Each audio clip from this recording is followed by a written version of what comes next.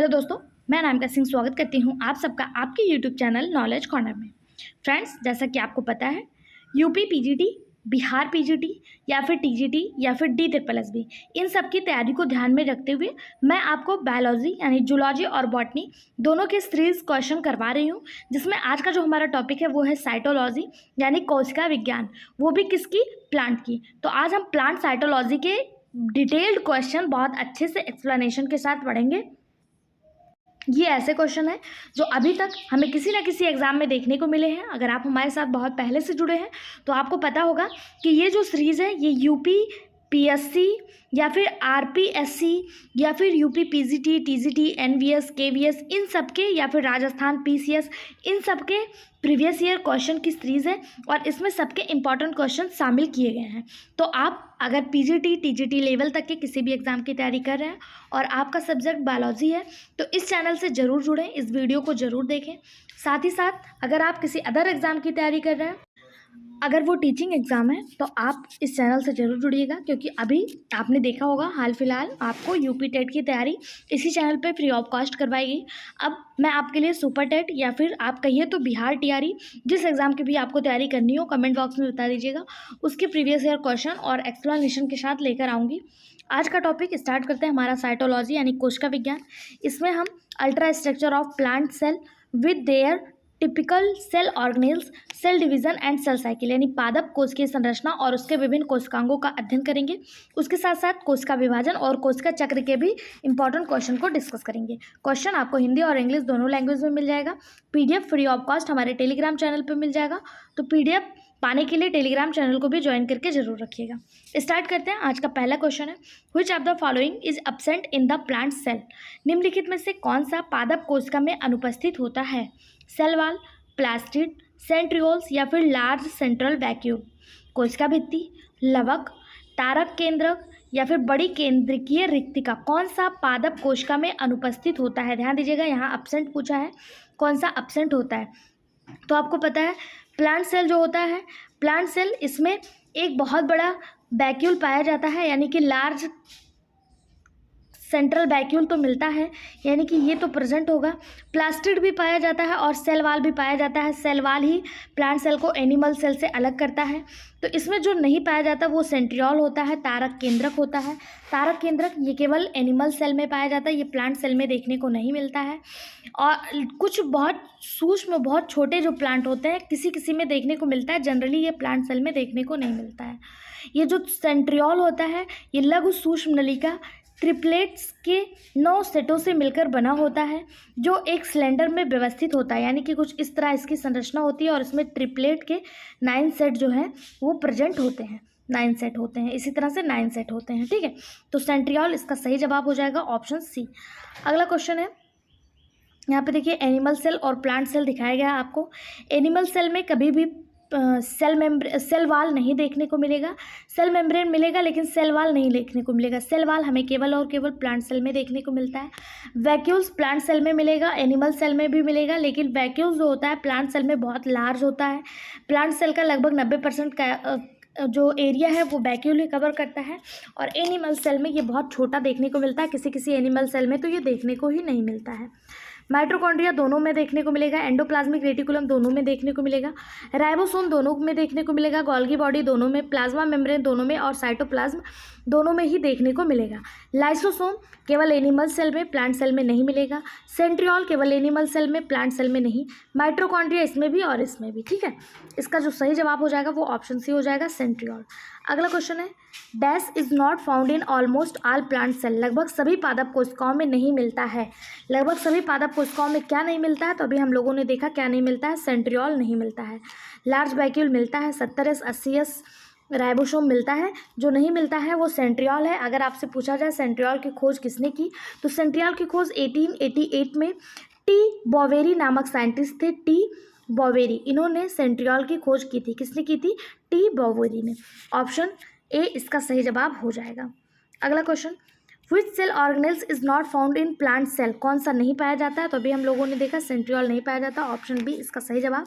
Same question TGT Rajasthan school teacher सब में कितनी बार पूछा गया, इससे आपको पता लग जाएगा ये क्वेश्चन कितना ज़्यादा इंपॉर्टेंट है। अगला क्वेश्चन, कौन सा कोशिकांग पादप कोशिका में नहीं पाया जाता? फिर वही क्वेश्चन राजस्थान पीसीएस में पूछा गया, सेंट्रियोल इसका सही जवाब हो जाएगा। नेक्स्ट क्वेश्चन देखते हैं, निम्नलिखित में से कौन सा कोशिका झिल्ली का घटक नहीं है? Which of the following is not a constitute of cell membrane? कौन सा कोशिका झिल्ली का घटक नहीं है? तो सबसे पहले ये जानिए कोशिका झिल्ली के कितने घटक होते हैं। कोशिका झिल्ली के जो घटक होते हैं वो 3 होते हैं। कितने होते हैं? 3 होते हैं। कौन कौन सा? एक लिपिड होता है, एक प्रोटीन होता है, एक कार्बोहाइड्रेट होता है। क्या होता है? लिपिड होता है, प्रोटीन होता है और कार्बोहाइड्रेट होता है। इसमें भी जो लिपिड होता है ये 3 भागों से मिलकर बना होता है। कितना? 3। एक फास्फोलिपिड, एक ग्लाइकोलिपिड और एक कोलेस्ट्रॉल। एक फास्फोलिपिड, एक ग्लाइकोलिपिड और एक कोलेस्ट्रॉल। तो फास्फोलिपिड, ग्लाइकोलिपिड और कोलेस्ट्रॉल दिया है। प्रोलीन जो है ये सेल मेम्ब्रेन का घटक नहीं होता है। ठीक है, तो ऑप्शन सी इसका सही जवाब हो जाएगा। सेल मेम्ब्रेन के कितने घटक होते हैं? 3, लिपिड, प्रोटीन और कार्बोहाइड्रेट। इसमें भी लिपिड के भी 3 पार्ट होते हैं, फास्फोलिपिड, ग्लाइकोलिपिड और कोलेस्ट्रॉल। प्रोलीन इसका कोई भी भाग नहीं है, तो ऑप्शन सी इसका सही जवाब हो जाएगा। अगला, हेच स्केल चक्र में कार्बन डाइऑक्साइड की प्राथमिक स्वीकार्यता है। What is the primary acceptor of carbon dioxide in H scale cycle? क्या है? ऑप्शन दिया है, ऑप्शन पढ़ लेते हैं। ऑप्शन है फास्फोइनाइल पायरुविक अम्ल, फास्फोग्लिसरिक अम्ल, डाईफास्फोरिक अम्ल या फिर राइबोलोज बाईफास्फेट। इसका सही जवाब आप कमेंट बॉक्स में बताइए क्या होगा कि हेच स्केल चक्र में कार्बन डाइऑक्साइड का प्राथमिक स्वीकार्यता किसकी है? तो सही जवाब हो जाएगा option A. H scale pathway को आप C4 साइकिल के नाम से भी जानते हैं। C4 कार्बन स्थितीकरण में कार्बन डाइऑक्साइड का स्थितीकरण प्रथम एक 4 कार्बन यौगिक होता है, इसीलिए इसे C4 कहा जाता है। और कार्बन डाइऑक्साइड का प्राथमिक स्वीकार्यता PEP, जिसे आप फास्फोनाइल पायरुविक अम्ल के नाम से जानते हैं, ये होता है। इसे PEP भी कहा जाता है। तो ऑप्शन ए इसका सही जवाब हो जाएगा। अगर आपसे पूछ लिया जाए PEP का फुल फॉर्म क्या होता है, तो फास्फोनाइल पायरुविक अम्ल, फास्फोनाइल पायरुविक एसिड PEP का फुल फॉर्म होता है। ऑप्शन ए इसका सही जवाब हो जाएगा। अगला क्वेश्चन, सूची 1 को सूची 2 से मिलाना है। ध्यान से देखिएगा। पहला दिया हुआ है न्यूक्लियस, फिर माइटोकॉन्ड्रिया, क्लोरोप्लास्ट और राइबोसोम। यहाँ पे शायद इनके वर्ग दिए हुए। न्यूक्लियस क्या करता है, माइटोकॉन्ड्रिया क्या करता है, क्लोरोप्लास्ट और राइबोसोम का क्या कार्य है। तो आपको इतना पता होगा कि जो राइबोसोम है वो प्रोटीन संश्लेषण का कार्य करता है। इस तरह के क्वेश्चन आप एलिमिनेशन के माध्यम से भी कर सकते हैं। अगर आपको किसी 1-2 के आंसर भी पता है तो आप अच्छे से मार्क कर ले जाएंगे। आपको पता है राइबोसोम प्रोटीन संश्लेषण का कार्य करता है, तो इसको प्रोटीन संश्लेषण से मिला दीजिए। और इतना तो पता होगा कि प्रकाश संश्लेषण की जो क्रिया होती है वो क्लोरोप्लास्ट की उपस्थिति में होती है। क्लोरोप्लास्ट एनिमल सेल में नहीं पाया जाता, इसलिए प्रकाश संश्लेषण एनिमल में नहीं होता है, यानी इसको इससे मिला दीजिए। बचता है अगर न्यूक्लियस और माइटोकॉन्ड्रिया, तो एक बार हम ऑप्शन के माध्यम से इसको देख लेते हैं। वैसे तो मैं इसको बता दूं, लेकिन मैं आपको एलिमिनेट करने का मेथड भी बता देती हूँ। 4 का 1 आपको 3 ऑप्शन में दिख रहा है, यानी ये पहला वाला तो कैंसिल हो गया। और 3 का आपको 2 पे ले जाना है। 3 का 2 आपको 2 ऑप्शन में दिख रहा है, यानी 4 और 1 आपका कैंसिल हो गया। अब बचता है आपका न्यूक्लियस और माइटोकॉन्ड्रिया। तो न्यूक्लियस जो है ये क्या करता है और माइटोकॉन्ड्रिया क्या करता है? तो माइटोकॉन्ड्रिया जो है ये रिस्पायरेशन का कार्य करता है, यानी 2 का 3 किस में दिख रहा है? 2 का 3 केवल ऑप्शन सी में दिख रहा है, तो ऑप्शन सी आपका सही जवाब हो जाएगा। यानी कि नाभिक जो है, न्यूक्लियस जो बचा हुआ है ये DNA संश्लेषण करता है, माइटोकॉन्ड्रिया रिस्पायरेशन का कार्य करता है, क्लोरोप्लास्ट प्रकाश संश्लेषण में भूमिका निभाता है, और राइबोसोम जो होता है ये प्रोटीन संश्लेषण का कार्य करता है, इसीलिए इसे protein factory of the cell के नाम से भी जाना जाता है। ठीक है, तो ऑप्शन सी इसका सही और सटीक जवाब हो जाएगा। Next question, which of the following is called power house of the cell? जिस तरह मैंने अभी आपको बताया कि प्रोटीन फैक्ट्री के नाम से किसे कहते हैं, तो राइबोसोम को कहते हैं, उसी तरह power house of the cell यानी कोशिका का ऊर्जा गृह किसे कहते हैं? तो जब श्वसन की क्रिया होगी तब ऊर्जा बनेगी, एनर्जी बनेगी। तो श्वसन की क्रिया कहाँ होती है? अभी हम लोगों ने देखा माइटोकॉन्ड्रिया में होती है। तो माइटोकॉन्ड्रिया में ही ATP का निर्माण होता है, और ATP का फुल फॉर्म एडेनोसिन ट्राइफॉस्फेट होता है, और इसको क्या कहते हैं? Power house of the cell के नाम से जाना जाता है। ऑप्शन सी इसका बिल्कुल सही जवाब हो जाएगा। अगला क्वेश्चन, लाइसोसोम क्या है? इसे सुसाइडल बैग कहते हैं। लाइसोसोम को क्या कहते हैं? सुसाइडल बैग के नाम से जाना जाता है। अगला, which one of the elements is situated in pyrrole rings of chlorophyll A? पर्णहरित ए में कौन सा तत्व पायरोल चक्र में स्थित होता है? कौन सा चक्र होता है? यहाँ पे देख लीजिए, Na यानी सोडियम, मैग्नीज, MO यानी मोलिब्डेनम और Mg यानी मैग्नीशियम। कौन सा होता है जो पर्णहरित ए में होता है, पायरोल चक्र में पाया जाता है? तो इसका सही जवाब हो जाएगा ऑप्शन डी Mg यानी कि मैग्नीशियम। मैग्नीशियम जो होता है ये पर्णहरित ए में यानी क्लोरोफिल ए में मैग्नीशियम पायरोल चक्र में स्थित होता है। क्लोरोफिल ए में मैग्नीशियम को सेंट्रल मैटर आयन के नाम से भी जाना जाता है। क्लोरोफिल प्रकाश ऊर्जा को कैप्चर करने के लिए पौधों द्वारा उपयोग किए जाने वाले प्रमुख प्रोडक्ट होते हैं। आप सभी को पता है बिना क्लोरोफिल की प्रेजेंस में प्रकाश संश्लेषण नहीं हो सकता है। तो इसमें जो महत्वपूर्ण रोल प्ले करता है कौन होता है? मैग्नीशियम होता है। ऑप्शन डी इसका सही जवाब हो जाएगा। यूपीपीसीएस जीडीसी में आया हुआ क्वेश्चन है। अगला, C4 पौधे की पत्तियों में मैलिक अम्ल का निर्माण किनकी कोशिकाओं में होता है? In leaves of C4 plants malic acid formation occurs in the cell of. Option आपके सामने, मीजोफिल, एपिडर्मिस, बंडल शीथ या फ्लोएम। तो किसमें होगा? तो इसका सही जवाब हो जाएगा ऑप्शन ए। ऑप्शन ए यानी मध्य पर्ण के यानी कि मीजोफिल के। C4 साइकिल एक अलग प्रकार की कार्बन डाइऑक्साइड को संग्रह करने की तकनीक होती है। अगर पूछा जाए C4 प्लांट कौन से होते हैं तो गन्ना का नाम आप सभी जानते होंगे जिसे शुगर केन कहा जाता है। प्राय C4 साइकिल गन्ने में ही देखने को मिलती है और इसे क्रैंज एनाटॉमी के नाम से भी जाना जाता है।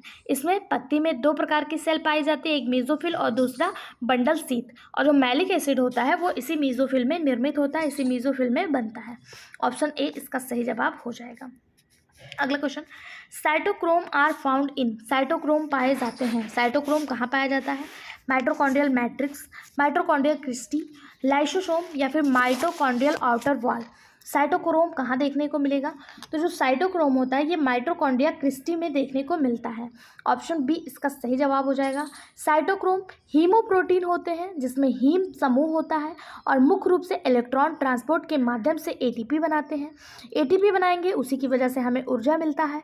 ठीक है, अगर पूछा जाए साइटोक्रोम को किसने देखा था, श्वसन वर्णक के रूप में साइटोक्रोम को किसने विभाजित किया था? तो एक साइंटिस्ट थे एक मिनट गलत हो गया, मैं फिर से लिख देती हूँ। साइंटिस्ट थे मैकमुन। कौन थे? मैकमुन नाम के साइंटिस्ट थे। इन्होंने 1884 में साइटोक्रोम को श्वसन वर्णक के रूप में वर्णित किया था। ठीक है, साइटोक्रोम रेडॉक्स प्रक्रियाओं में शामिल प्रोटीन का समूह है। तो ये किस में देखने को मिलता है? माइटोकॉन्ड्रिया की क्रिस्टी में। ऑप्शन बी इसका सही जवाब हो जाएगा। अगला question, the ability of cell to grow into a complete plant is called. एक कोशिका के द्वारा संपूर्ण पौधे के रूप में संवर्धन की योग्यता को क्या कहते हैं? क्या कहेंगे? ऑप्शन देखिए और फटाफट से जवाब दीजिए कि क्या कहेंगे। Soma clonal variation, cellular totipotency, protoplasmic fusion या फिर टिश्यू कल्चर। तो इसका जो सही जवाब हो जाएगा वो हो जाएगा ऑप्शन बी सेलुलर टोटिपेंसी, कोशिकीय पूर्णशक्ता।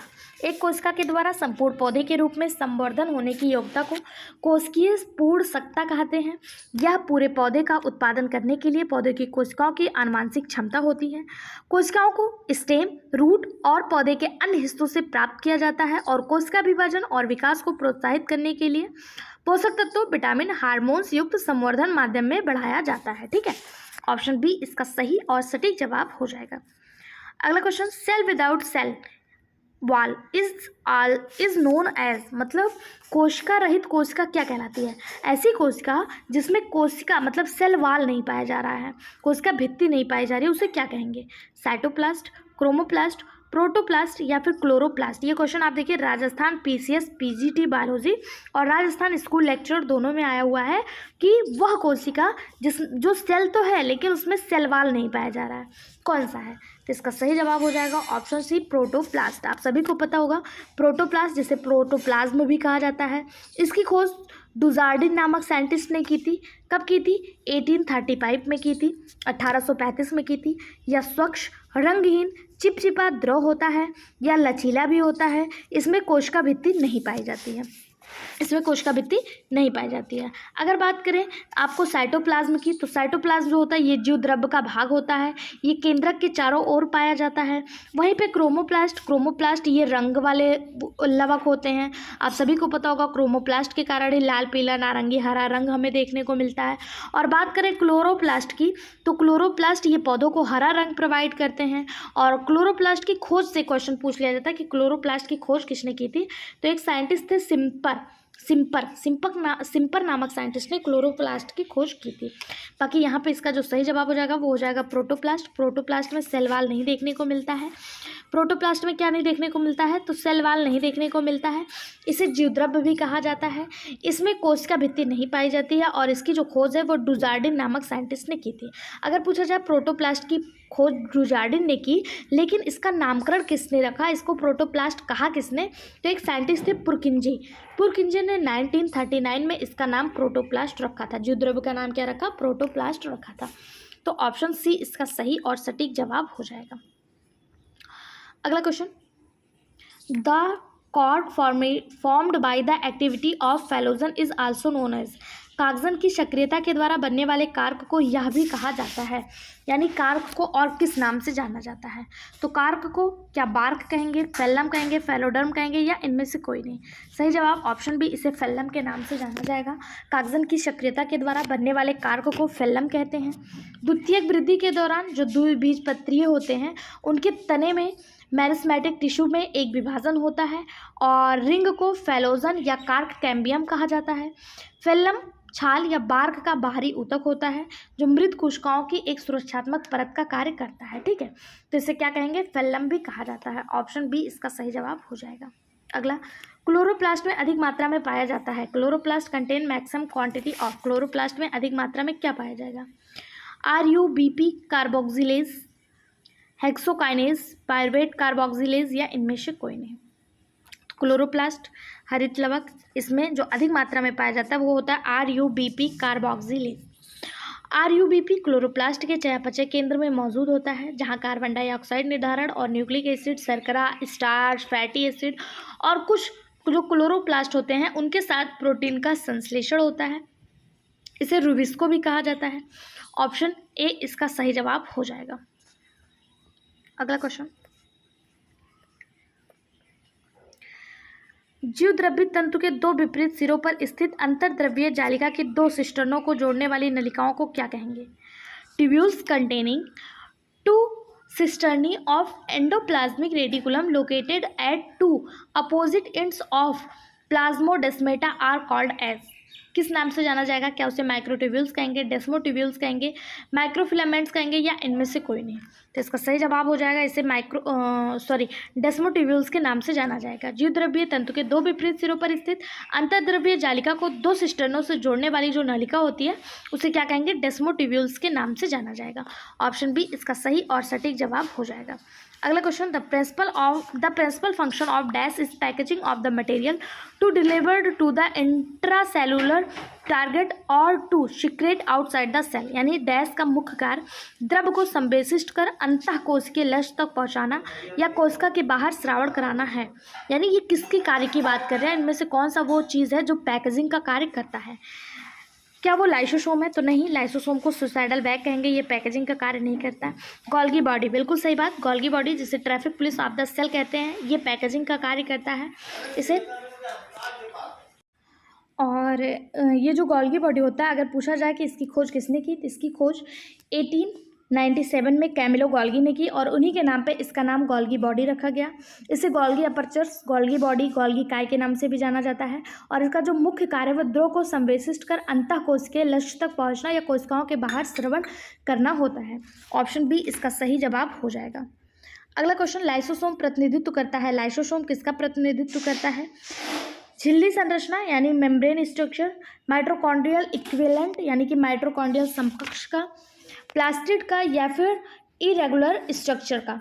लाइसोसोम किसका प्रतिनिधित्व करेगा, तो लाइसोसोम जो है वो मेम्ब्रेन स्ट्रक्चर का प्रतिनिधित्व करता है। लाइसोसोम कोशिका भित्ति और प्लाज्मा झिल्ली के बीच में पाया जाता है।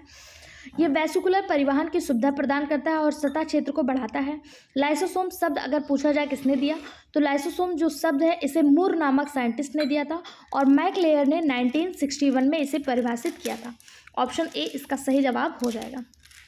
अगला question, an example of enucleated cell in plant इस पौधे में केंद्रक विहीन कोशिकाओं का एक उदाहरण है, यानी कि वो कौन सा उदाहरण है जिसमें केंद्रक नहीं पाया जा रहा है। तो इसका सही जवाब हो जाएगा फ्लोएम में पाई जाने वाली परिपक्व छन्नी, यानी जिसे आप सीप ट्यूब के नाम से जानते हैं। इसमें केंद्रक नहीं पाया जाता है। छन्नी ट्यूब यानी सीप ट्यूब फ्लोएम की एक लंबी जीवित कोशिका होती है जो पत्तियों से फलों और जड़ों तक भोजन के संचालन या परिवहन में मदद करती है। ऑप्शन डी इसका सही जवाब हो जाएगा। अगला क्वेश्चन, सूची 1 को सूची 2 से मिलाना है। यहाँ पे वैज्ञानिक दिए हैं और पूछा गया किसने किस चीज़ की खोज की है। पहला दिया है जैनसन, हुक, ब्राउन, स्लाइडन और सॉन। तो आपको पता होगा स्लाइडन और सॉन नामक वैज्ञानिक ये बहुत ज़्यादा फेमस हैं। इन्होंने कोशिका सिद्धांत यानी सेल थ्योरी दिया था, यानी कि डी का 1 हो जाएगा। उसके अलावा रॉबर्ट हुक की बात करें, इन्होंने कोशिका की खोज की। रॉबर्ट ब्राउन जो थे इन्होंने केंद्रक की खोज की थी, यानी कोशिका केंद्रक की खोज की थी, तो 3 का 4 हो जाएगा। और जैनसन नाम के जो वैज्ञानिक थे जेरियन जेजनसन, इन्होंने जो है कंपाउंड माइक्रोस्कोप की खोज की थी। तो इसका जो सही जवाब हो जाएगा वो हो जाएगा ऑप्शन डी, यानी कि जैनसन सूक्ष्मदर्शी, रॉबर्ट हुक कोशिका। लेकिन जो रॉबर्ट हुक ने जिस कोशिका को खोजा था वो डेड कोशिका थी। अगर आपसे पूछा जाए लिविंग कोशिका की खोज किसने की थी, तो एंटोनियो वन ल्यूवेनहॉक के द्वारा लिविंग कोशिका की खोज की गई थी। और रॉबर्ट हुक ने 1665 में जिस कोशिका की खोज की थी वो मृत कोशिका यानी डेड कोशिका थी। इसके अलावा रॉबर्ट ब्राउन ने कोशिका केंद्रक की खोज की, स्लाइडन और सॉन ने कोशिका सिद्धांत दिया था। तो सही जवाब ऑप्शन डी हो जाएगा। अगला क्वेश्चन है, biological control of agriculture pest unlike chemical control is कृषि पीड़क का जैविक नियंत्रण रासायनिक नियंत्रण की अपेक्षा है वेरी एक्सपेंसिव, टॉक्सिक, सेल्फ पेप्ट्यूरिंग या फिर पॉल्यूटिंग। इसका जो सही जवाब हो जाएगा कि कृषि पीड़क का जैविक नियंत्रण रासायनिक नियंत्रण की अपेक्षा क्या है, तो इसका जो सही जवाब हो जाएगा वो हो जाएगा ऑप्शन सी, यानी कि स्वनियंत्रित। ऑप्शन सी इसका सही जवाब हो जाएगा। ये बिहार पीजीटी में आया हुआ क्वेश्चन है, इसलिए मैं बार बार कह रही हूँ इस सीरीज़ में ऐसा कोई भी एग्ज़ाम नहीं है जो पीजीटी लेवल का हो और कंसिडर ना किया गया हो। सारे स्टेट के पीजीटी, पीसीएस और आश्रम पद्धत तक के क्वेश्चन इसमें शामिल किए गए हैं। आप खुद अपनी आंखों से देख सकते हैं ये वीडियो आपके लिए कितना हेल्पफुल है। और इस वीडियो को आप खुद तो देखिए, अगर आपको पसंद आता है अपने दोस्तों, अपने रिलेटिव्स, उन सब तक भी ये वीडियो पहुंचाइए, क्योंकि ये प्रीवियस ईयर क्वेश्चन है और फ्री ऑफ कॉस्ट आपको मिल रहा है। अगला क्वेश्चन है, on fibril of cell wall is made up of. कोशिका भित्ति का एक तंतु निर्मित होता है। कोशिका भित्ति का एक तंतु किससे निर्मित होता है, तो कोशिका भित्ति का एक जो तंतु होता है, एक जो फाइब्रिल होता है 250 माइक्रोफाइब्रिल से मिलकर बना होता है। ऑप्शन सी इसका सही जवाब हो जाएगा। ठीक है, किससे मिलकर बना होता है, 250 माइक्रोफाइब्रिल से मिलकर बना होता है।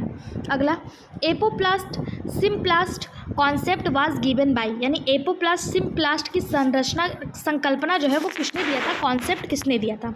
ऑप्शन ई मुंच नामक साइंटिस्ट, रेविनोविंच, जेलिटच या फिर बोस, किसने दिया था। तो इसका सही जवाब हो जाएगा option E, option A, E Munch. Apoplast symplast की जो संकल्पना है, जो कॉन्सेप्ट है, इसे ई मुंच नामक साइंटिस्ट ने दिया था। ई मुंच ने पानी तथा खनिज पौधे के बहाव के आधार पर ही इसे जो है एपोप्लास्ट और सिम्प्लास्ट कहा था। एपोप्लास्ट शब्द 1930 में मृत एपोप्लास्ट से जीवित सिम्प्लास्ट को अलग करके मुंच के द्वारा ही अलग किया गया था। कब किया गया था, 1930 में। ऑप्शन ए इसका सही जवाब हो जाएगा। अगला question, fluid mosaic model was given by. देखिए आपसे एक और रिक्वेस्ट है, अगर आप किसी और एग्ज़ाम की तैयारी कर रहे हैं या किसी स्पेशल एक चीज़ को टारगेट करते हुए चल रहे हैं कि बिहार टीआरई है या फिर सुपर टेट है या फिर पीसीएस है या फिर यूपी पीजीटी है, तो आप हमें अगर कंफर्म बता देंगे कि आप ज़्यादा से ज़्यादा लोग जो हमारे साथ जुड़े हुए हैं उनमें से ज़्यादा लोग किस बैकग्राउंड से हैं, किस चीज़ की तैयारी कर रहे हैं, तो वो मटेरियल मैं आपको ज़्यादा प्रोवाइड करवा पाऊँगी। तो प्लीज़ आप कमेंट बॉक्स में अपनी तैयारी और अपना बैकग्राउंड ज़रूर बता दीजिएगा कि आपका सब्जेक्ट क्या है और आप किस चीज़ को फोकस, किस चीज़ को टारगेट कर रहे हैं। ठीक है, उस हिसाब से मैं आपके लिए जो है नेक्स्ट वीडियो या फिर आप कहें एक सीरीज़ लेकर आ पाऊँगी। ठीक है, अगला क्वेश्चन है fluid mosaic model was given by, तरल मोज़ेक मॉडल डैश के द्वारा दिया गया, यानी फ्लूइड मोज़ेक मॉडल किसने दिया? तो फ्लूइड मोज़ेक मॉडल जो है वो शिंगर और निकोलसन नामक वैज्ञानिक के द्वारा 1972 में दिया गया था, यानी 1972 में दिया गया था। इस मॉडल के अनुसार प्लाज्मा झिल्ली में केंद्रक में दो आणविक लिपिड परत होती है और बाहर जो होता है वो प्रोटीन परत देखने को मिलती है। कुछ इस तरह से आपको ऐसे देखने को मिलता होगा, ऐसे ये बाई लेयर्ड होता है और यहाँ जो है बाहर जो है प्रोटीन परत देखने को मिलता है। ठीक है, ये सिंगर और निकोलसन के द्वारा दिया गया था। अगला क्वेश्चन और आज का लास्ट क्वेश्चन है, the major constitute of the cell organelle centriole is, cell organelle centriole का प्रमुख घटक कौन सा है? एक्टिन, मायोसिन, ट्यूबलिन या फिर इंटरमीडिएट फिलामेंट? तो इसका सही जवाब हो जाएगा ट्यूबलिन। क्या हो जाएगा? ट्यूबलिन। सेल ऑर्गेनेल सेंट्रियोल का एक प्रमुख घटक ट्यूबलिन है। ट्यूबलिन एक प्रोटीन है जो सूक्ष्म नलिकाएं बनाने वाली लंबी श्रृंखलाओं या तंतुओं में पॉलीमराइज कर सकता है। अधिकांश तारक केंद्रक 9 गोलाकार, जैसे मैंने आपको बताया था, 9 गोलाकार ट्रिपलेट में व्यवस्थित होते हैं, यानी ये 3-3 देखिए ऐसे होते हैं। रुकिए मैं आपको एक बार बता देती हूँ संरचना, वैसे आप लोगों ने देखा होगा इस तरह से होता है और इसमें जो होते हैं 3-3 के ट्रिपलेट में गोले यहाँ पे मौजूद होते हैं, ऐसे ऐसे इस तरह से। कितने होते हैं ये? 9 होते हैं। कितने होते हैं? 9। जैसे मैंने 3 बना दिया ना, इसी तरह से ये टोटल कितने होते हैं? 9 होते हैं। ठीक है, टोटल 9 होते हैं और ट्यूबलिन इसका सही जवाब हो जाएगा। यहाँ तक 50 क्वेश्चन कंप्लीट होते हैं। आपको एक वीडियो में कितने क्वेश्चन करने हैं, किस एग्ज़ाम की तैयारी कर रहे हैं और आपका सब्जेक्ट क्या है, ये हमें कमेंट बॉक्स में ज़रूर बताइएगा। और अगर आपको वीडियो पसंद आता है तो प्लीज़ चैनल को सब्सक्राइब और वीडियो को लाइक ज़रूर करिएगा। और ये PDF आपको अगर फ्री ऑफ कॉस्ट चाहिए तो टेलीग्राम चैनल को भी ज्वाइन कर लीजिएगा, जिसका लिंक आपको इसी वीडियो के डिस्क्रिप्शन में मिल जाएगा। अगर नहीं मिलता है तो आप हमें कमेंट करके बता दीजिएगा, हम आपको टेलीग्राम चैनल का लिंक भी शेयर कर देंगे। Thank you. साथ ही साथ हमारे जवाब हम लोगों ने देखा था, जो सेंट्रियोल है वो ट्यूबलिन का, 1 मिनट यार 1 मिनट, ये कल मैं आपको समझा रही थी ना तो ऐसे बन गया था। ट्यूबलिन का क्या है? प्रमुख घटक है सेंट्रियोल। ठीक है, और ये 9 गोलाकार रूपों में व्यवस्थित ट्रिपलेट होता है। इसके बारे में हम लोग कल पढ़ चुके थे। आज हमारा वीडियो, हमारी क्लास यहाँ से स्टार्ट होती है। आई होप सो आप लोग को पसंद आएगी। अगर मेरी मेहनत आपको 1% भी अच्छी लगती है तो प्लीज़ वीडियो को लाइक, चैनल को सब्सक्राइब और एक प्यारा सा कमेंट करना बिल्कुल मत भूलिएगा। स्टार्ट करते हैं आज की अपनी क्लास। इन सेल साइकिल सेंट्रियोल्स रिप्लिकेट इन, कोशिका चक्र में सेंट्रियोल में प्रकृति होती है G1 phase, S phase, G2 phase या M फेज। जो सेल साइकिल होती है उसमें सेंट्रियोल की रिप्लिकेशन किस फेज में होता है ये पूछा जा रहा है। आपको पता है एक सेल साइकिल होती है वो कई सारे फेजों से गुजरती है, जिसमें G1 phase, S phase, G2 phase, M phase होता है ना। तो वही पूछा जा रहा है किस फेज में सेंट्रियोल का रिप्लिकेशन होता है। तो इसका जो सही जवाब हो जाएगा वो हो जाएगा ऑप्शन बी, S फेज। किसमें होता है? S phase. G1 के बाद एक सेल साइकिल है ना, एक सेल साइकिल सबसे पहले आता है G1, क्या आता है? G1। उसके बाद आता है S, क्या आता है? S। तो S जो होता है ये G1 के बाद आता है और सभी चक्र का लगभग 35 से 45% हिस्सा अकेले S फेज ही कवर करता है। ठीक है, और यस चरण में DNA का वास्तविक संश्लेषण या प्रतिकृति यानी रिप्लिकेशन होता है।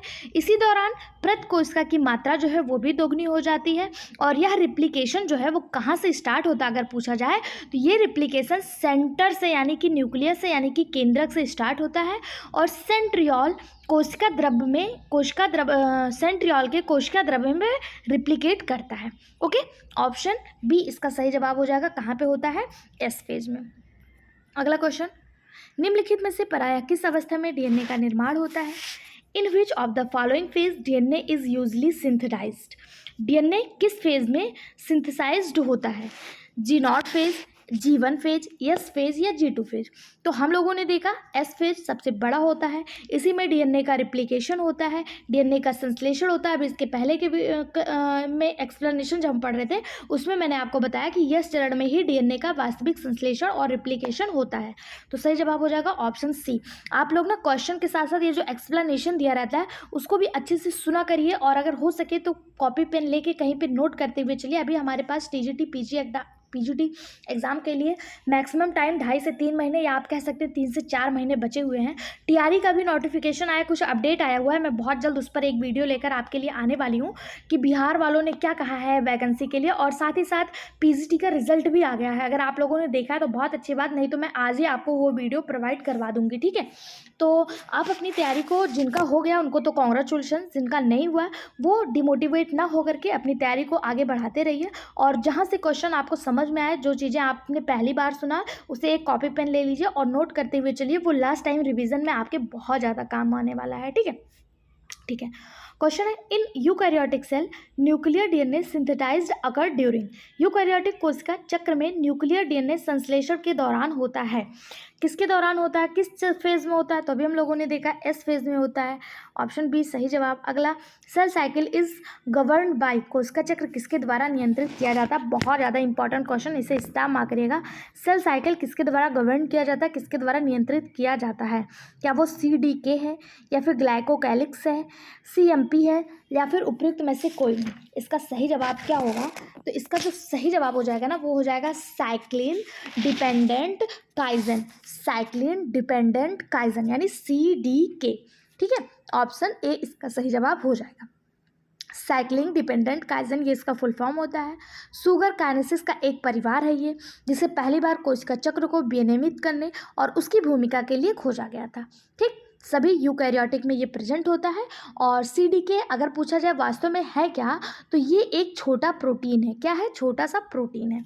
ऑप्शन ए इसका सही जवाब हो जाएगा।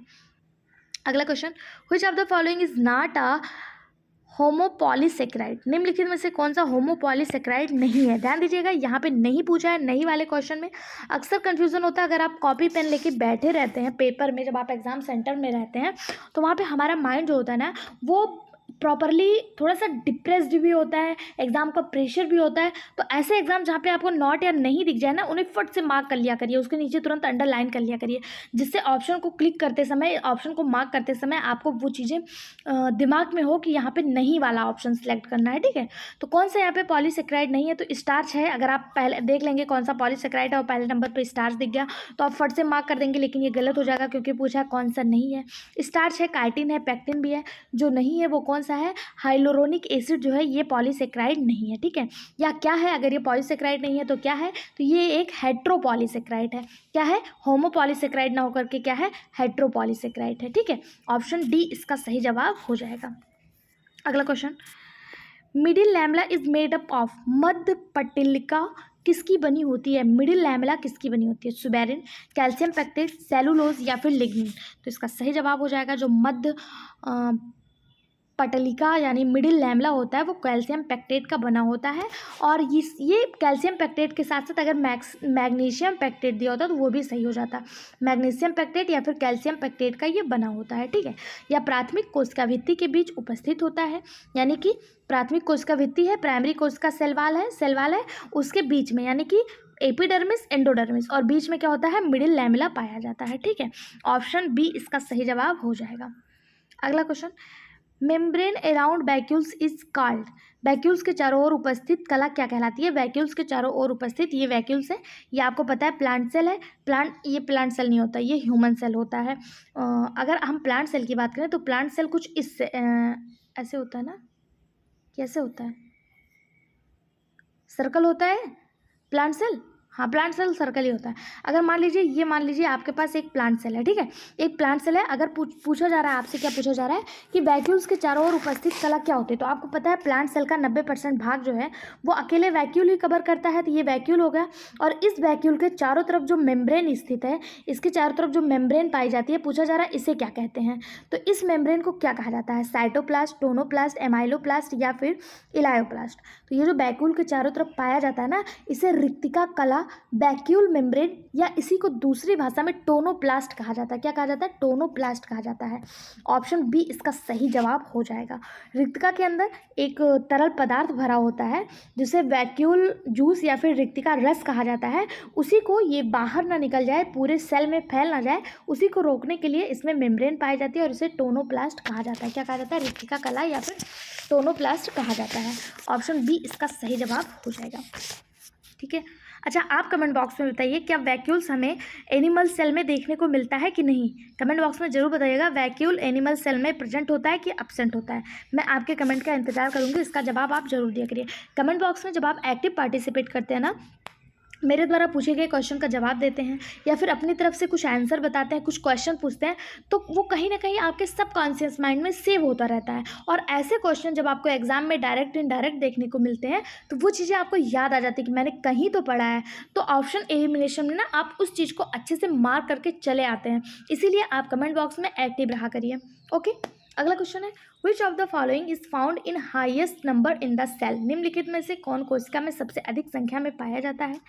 क्लोरोप्लास्ट, न्यूक्लियस, माइटोकॉन्ड्रिया या राइबोसोम, सबसे ज़्यादा कौन पाया जाएगा। अच्छा बताइए इनमें से सबसे छोटा सेल ऑर्गेनेल कौन सा है। जो सबसे छोटा होगा आई होप वो सबसे ज़्यादा देखने को मिलेगा।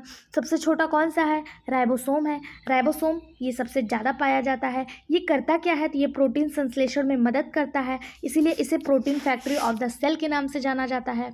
बात करें राइबोसोम की, तो राइबोसोम जो है ये 70S और 80S दो प्रकार का होता है। 70S प्रोकैरियोटिक में और 80S जो है यूकैरियोटिक कोशिकाओं में देखने को मिलता है। ओके, ऑप्शन डी इसका सही जवाब हो जाएगा।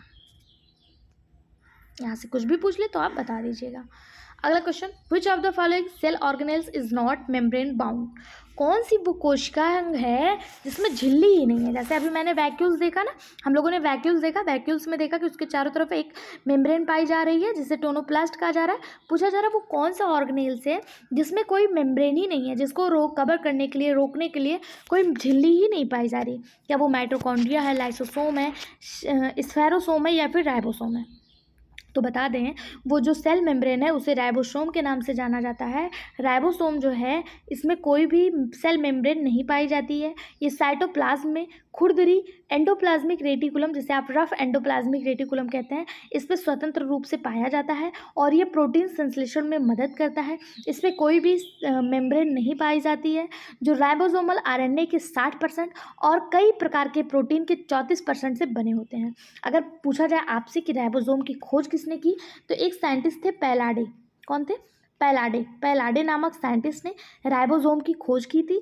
ठीक है, और ये 70S 80S दो प्रकार के होते हैं, पहले ही बता दिया। 70S प्रोकैरियोटिक के हरित लवक में और 80S यूकैरियोटिक में पाए जाते हैं। ऑप्शन डी इसका सही और सटीक जवाब हो जाएगा। अगला क्वेश्चन, ये मत सोचिएगा कि ये क्वेश्चन पीसीएस में आया तो पीजीटी में नहीं आएगा। पीसीएस, पीजीटी, टीजीटी और अब तो कहें कि लगभग एलटी, जीआईसी सबके पैटर्न बिल्कुल सेम हो गए हैं। लेवल सबने हाई कर दिया है। आपने अगर इस बार पीजीटी का पेपर एनालिसिस किया होगा तो वो पीसीएस से भी टफ आया था।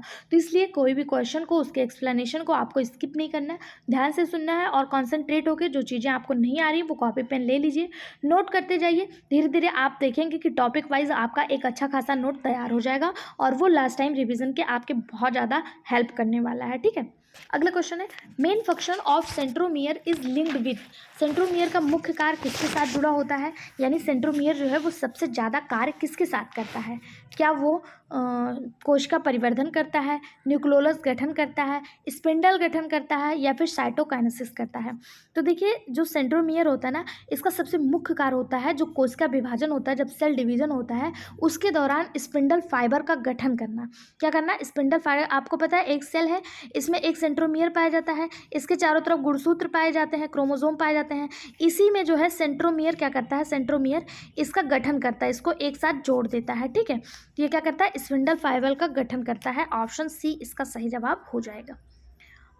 अगला question, suicidal bag is another name of. आत्मघाती थैली के नाम से किसे जाना जाता है। कल के वीडियो में मैंने आपको बताया था। बात करें माइटोकॉन्ड्रिया की, जिसे power house of the cell कहते हैं। राइबोसोम को अभी मैंने आपको बताया protein factory of the cell कहते हैं। लाइसोसोम इसी को suicidal bag of the cell कहते हैं। इसकी खोज डी डुबे नामक वैज्ञानिक ने की थी।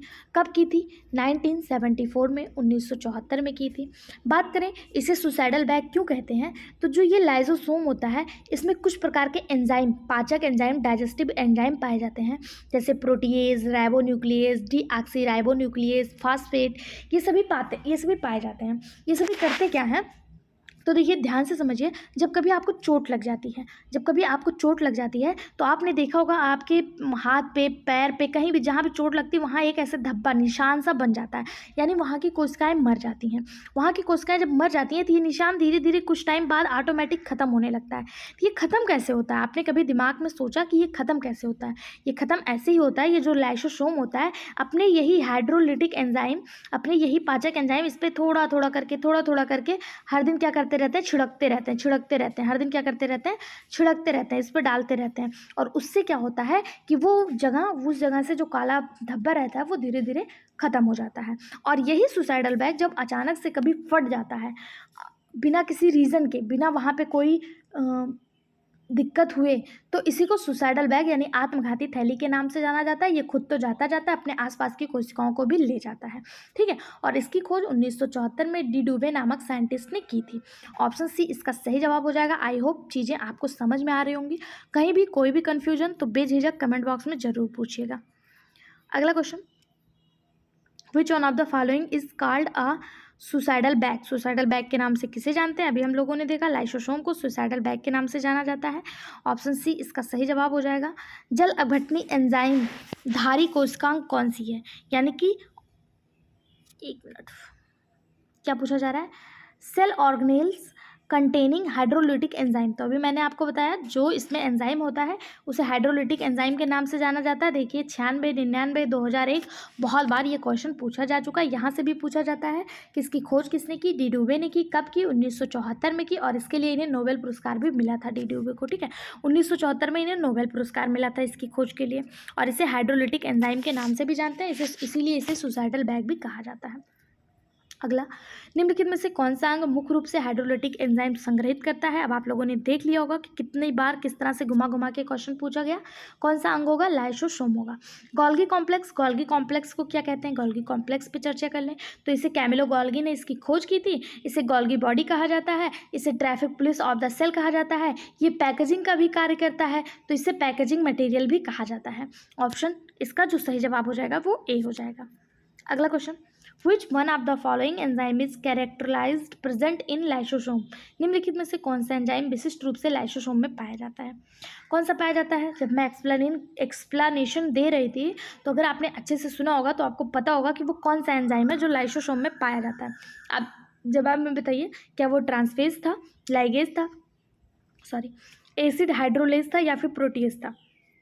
तो मैंने बताया था हाइड्रोलिटिक एंजाइम था, यानी एसिड हाइड्रोलेज था। हाइड्रोलेज हाइड्रोलिटिक एंजाइम होते हैं जो अम्लीय स्थिति में सक्रिय होते हैं। लाइसोसोम में हाइड्रोलिटिक एंजाइम या एसिड हाइड्रोलिसिस पाया जाता है। यह हाइड्रोलिटिक एंजाइम का उपयोग करके न्यूक्लिक एसिड जैसे माइक्रो मॉलिक्यूल्स को तोड़ता है, ठीक है। ऑप्शन सी इसका सही जवाब हो जाएगा। अगला question, the quantity of germplasm theory the evolution was proposed by? किसके द्वारा जर्मप्लाज्म की निरंतरता का सिद्धांत दिया गया था? बहुत ज़्यादा इंपॉर्टेंट क्वेश्चन, ऐसे क्वेश्चन को आप स्टार मार्क कर लीजिए। किसके द्वारा जर्मप्लाज्म के निरंतरता यानी क्वांटिटी ऑफ जर्मप्लाज्म किसके द्वारा दिया गया था? तो एक साइंटिस्ट थे बीजमैन। कौन थे? बीजमैन के द्वारा यह सिद्धांत दिया गया था। अगर बात किया जाए कि इस सिद्धांत में कहा क्या गया, तो इस सिद्धांत के अनुसार जर्मप्लाज्म जो शरीर की अन्य सभी कोशिकाओं यानी सोमेटोप्लाज्म में स्वतंत्र है। जर्म कोशिकाएं यानी आप बात करें जर्म कोशिकाएं क्या होती हैं? एग और ओवम, इसकी आवश्यकता तत्व है और यह वंशानुगत सामग्री है जो पीढ़ी से दूसरी पीढ़ी में स्थानांतरित होती रहती है, ठीक है। तो ऑप्शन डी इसका सही जवाब हो जाएगा। इसकी खोज किसने की थी? बीजमैन नामक साइंटिस्ट ने की थी। अगला, the first eukaryotic cell appeared on earth about? पृथ्वी पर प्रथम यूकैरियोटिक कोशिका दिखाई दी, मतलब कितने साल पहले पृथ्वी पर सबसे पहले यूकैरियोटिक कोशिका दिखाई दी? देखिए यहाँ पे किसी भी सेल की बात नहीं कर रहा है। कोशिकाएं दो प्रकार की होती हैं, यूकैरियोटिक और प्रोकैरियोटिक। और उससे भी ज़्यादा इम्पॉर्टेंट ये है कि जब पहली कोशिका खोजी गई थी वो मृत कोशिका थी, डेड कोशिका थी, जो 1665 में रॉबर्ट हुक के द्वारा खोजी गई। वो एक डेड कोशिका थी, कॉर्क के बॉटल पे, कॉर्क कैम्बियम पे उन्होंने देखा हुआ था। और उसके बाद जो लिविंग कोशिका सबसे पहले खोजी गई वो एंटोनियो वान ल्यूवेनहॉक के द्वारा खोजी गई, पानी में खोजा गया। लेकिन यहाँ पे क्या पूछा जा रहा है कि सबसे पहले यूकैरियोटिक, और जो ल्यूवेनहॉक और रॉबर्ट हुक ने खोजा था सारी यूकैरियोटिक प्रोकैरियोटिक कोशिका थी, यानी प्रिमिटिव टाइप की थी, उसमें वेल डेवलप्ड न्यूक्लियस नहीं था। लेकिन यहाँ से आपसे फर्स्ट यूकैरियोटिक सेल के बारे में पूछा जा रहा है, कितने वर्ष पहले खोजा गया था। तो जो प्रथम यूकैरियोटिक कोशिका थी वो लगभग 2.1 से लेके 1.7 बिलियन ईयर पहले खोजा गया था, जो लगभग 1400 मिलियन वर्ष पहले के बराबर है। ठीक है, इसे प्रोटेरोजोइक काल में फ्लैजलेटेड के रूप में देखा गया था। यह प्रोटोजोइक के दौरान भी था। माइटोकॉन्ड्रिया, अगर बात करें माइटोकॉन्ड्रिया, ये यूकैरियोटिक कोशिका होती है, और क्लोरोप्लास्ट, उन दोनों में होस्ट के बीच पहला सहजीवी संबंध यूकैरियोटिक कोशिका में देखा गया था, यानी प्रोटिस्टा में देखा गया था। ठीक है, ऑप्शन ए इसका सही जवाब हो जाएगा। अगला, जब गुणसूत्र सीधे होते हैं और समसूत्री मेटाफेज के धुरी अक्ष पर समकोण पर रखे जाते हैं तो गुणसूत्र होने चाहिए एसेंट्रिक, होलोसेंट्रिक, मेटासेंट्रिक या टेलीसेंट्रिक। तो इसका सही जवाब हो जाएगा। सही जवाब जानने से पहले आप देख लीजिए क्या पूछा जा रहा है। When the chromosome are stared and placed at right angle to the spindle axis of mitotic metaphase the chromosome must be. जब गुणसूत्र सीधे होते हैं और समसूत्री मेटाफेज के धुरी अक्ष पर समकोण पर रखे जाते हैं, यानी इस तरह से रखे जाते हैं, इस तरह से रखे जाते हैं, तो गुणसूत्र होने चाहिए। कैसे होने चाहिए? ये कैसे होने चाहिए? तो ये मेटासेंट्रिक होने चाहिए। कैसे होने चाहिए? मेटासेंट्रिक। ऑप्शन सी इसका सही जवाब हो जाएगा। मेटासेंट्रिक क्रोमोसोम जिसका सेंट्रोमियर केंद्र में स्थित होता है तो वो मेटासेंट्रिक कहलाता है। ठीक है, अगला क्वेश्चन, गुणसूत्रों का द्विकरण प्राप्त किया जाता है। Chromosome doubling can be achieved by of. द्विसूत्रों का द्विकरण प्राप्त किया जाता है, किससे प्राप्त किया जाएगा? IAA, GA, जिटिन या फिर कॉल्सिचिन। तो इसका सही जवाब हो जाएगा ऑप्शन डी, कॉल्सिचिन। कॉल्सिचिन के उपयोग से गुणसूत्र की डबलिंग जो है वो प्राप्त की जाती है। चूँकि गुणसूत्र पृथक्करण में सूक्ष्म नलिका कार्य करती है तो कॉल्सिचिन अर्धसूत्री विभाजन के दौरान गुणसूत्र के अलगाव को रोककर पॉलीपेप्टाइड को प्रेरित करता है, जिससे परिणाम स्वरूप क्या होता है? आधे युग्मक सामान्य से दुगनी गुणसूत्र संख्या बना लेते हैं। ठीक है, ऑप्शन डी इसका सही जवाब हो जाएगा। कहीं भी कोई भी कंफ्यूजन, कमेंट बॉक्स आपके लिए ऑलवेज ओपन है, आप फटाफट से कमेंट करके पूछ लिया करिए। अगला, ribosome are concerned with the synthesis of ribosome. संबंधित है राइबोसोम किससे संबंधित है, किसके सिंथेसिस से संबंधित है? तो राइबोसोम किसका संश्लेषण करता है? लिपिड का, आरएनए का, पॉलीपेप्टाइड का या कार्बोहाइड्रेट का? तो सही जवाब हो जाएगा राइबोसोम पॉलीपेप्टाइड के संश्लेषण से संबंधित है। राइबोसोम न्यूक्लियो प्रोटीन कण होते हैं जिसमें मुख्य रूप से आरएनए और प्रोटीन पाए जाते हैं। राइबोसोम प्रोटीन के संश्लेषण से संबंधित होता है। जैसा कि हम जानते हैं कि प्रोटीन अमीनो अम्ल के मोनोमर होते हैं, इसलिए एक रैखिक कार्बनिक बहुलक बनाने के लिए अमीनो एसिड ब्रांड की संख्या एक प्रोटीन अणु का एक संपूर्ण भाग बनाता है। तो आप प्रोटीन अगर आपको नहीं दिख रहा है तो पॉलीपेप्टाइड मार्क कर दीजिएगा, पॉलीपेप्टाइड प्रोटीन का ही एक भाग है। तो ऑप्शन सी इसका सही और सटीक जवाब हो जाएगा। अगला, which of the following does not contain DNA. निम्नलिखित में से किसमें डीएनए नहीं पाया जाता? पैराक्सीसोम, क्लोरोप्लास्ट, माइटोकॉन्ड्रिया या न्यूक्लियाई। डीएनए क्या करता है? ऊर्जा बनाने का कार्य करता है। जिस भी चीज़ में डीएनए अपना स्वतंत्र डीएनए पाया जाता है तो वो अपनी ऊर्जा स्वयं बना लेता है। ऊर्जा के चयापचय में ये महत्वपूर्ण भूमिका निभाता है। क्लोरोप्लास्ट, माइटोकॉन्ड्रिया और न्यूक्लियाई, तीन ही ऐसे ऑर्गेनेल्स होते हैं जिसमें अपना स्वतंत्र डीएनए पाया जाता है। जिसमें नहीं पाया जाता वो पैराक्सीसोम ही नहीं, इन तीनों को छोड़कर अगर कोई भी ऑर्गेनेल्स दे दे उसमें डीएनए अपना स्वतंत्र डीएनए नहीं पाया जाता। केवल इन तीनों में ही अपना स्वतंत्र डीएनए पाया जाता है। अगला क्वेश्चन, जब एक प्रभावी जीन दूसरे जीन के प्रभाव में हस्तक्षेप करता है तो परिवर्तित करता है, उसे क्या कहते हैं? क्या पूछा जा रहा है? When one dominant gene interferes and modify the effect of the dominant gene it is known as. जब एक प्रभावी जीन दूसरे प्रभावी जीन के प्रभाव में हस्तक्षेप करता है, इंटरफेयर करता है, तो उसे क्या कहेंगे? ओवर डोमिनेंस, कोडोमिनेंस, इंटरफेरेंस या फिर एपी स्टैटिस। तो उसे क्या कहेंगे? उसे एपी स्टैटिस कहा जाएगा। क्या कहा जाएगा? एपी स्टैटिस। ऑप्शन डी सही जवाब, एपी स्टैटिस इसका सही जवाब हो जाएगा। ठीक है, अगला, Oparin theory about origin of life is based upon. जीवन की उत्पत्ति के विषय में ओपेराइन का सिद्धांत आधारित है। जीवन की उत्पत्ति के विषय में ओपेराइन का जो थ्योरी है, ओपेराइन का जो सिद्धांत है, वो किस पे आधारित है? क्या वो artificial synthesis, cosmic evolution, chemical evolution या फिर ऑर्गेनिक एवोल्यूशन?